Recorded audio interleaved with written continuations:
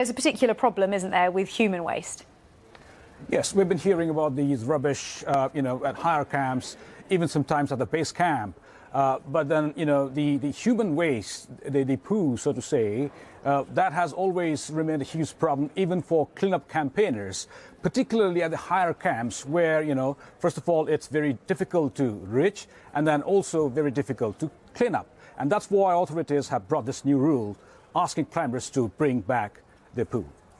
And is there any other way that the authorities in Nepal are tackling the problem? Because what you can do is ask people to bring their poo bags. You can tell people these are the new rules, but how easy is it to enforce? Well, that's the question, you see. The Nepalese government has in the past introduced one after another rules, and they have been criticized for not implementing those rules properly.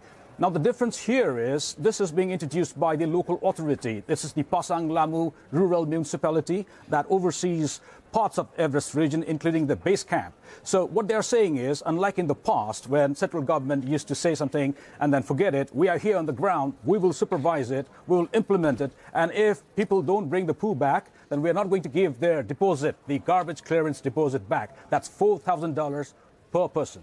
Yeah, so that's quite a sharp incentive, isn't it, financially? How serious an issue is it? I mean, in terms of not just the quantities, but also the environmental impact?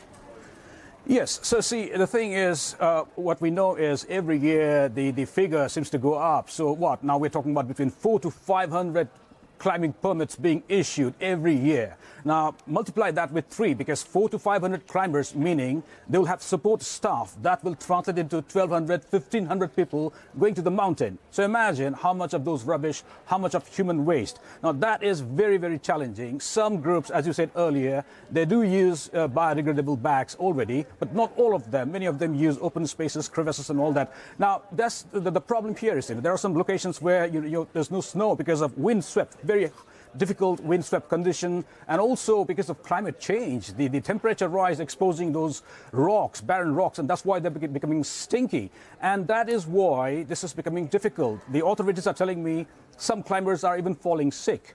That's why they are having to implement this. But again, it's being implemented beginning this climbing season, which is beginning next month. It remains to be seen how effectively will they implement this. Thanks for bringing us the update on that, Navin Singh Khadka, our environment correspondent.